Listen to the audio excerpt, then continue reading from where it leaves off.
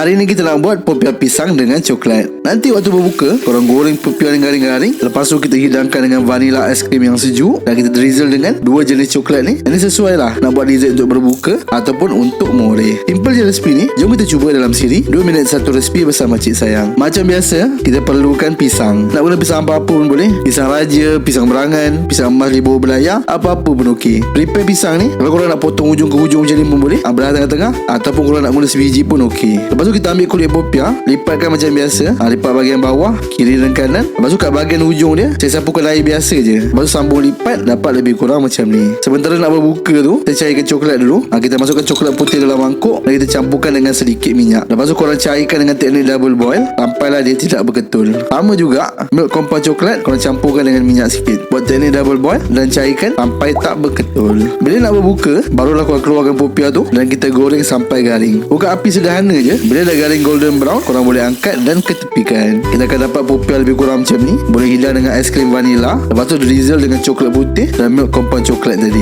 Bolehlah buat dessert untuk berbuka ataupun moreh nanti. Selamat mencuba. Jom follow kami untuk lebih banyak resipi menarik.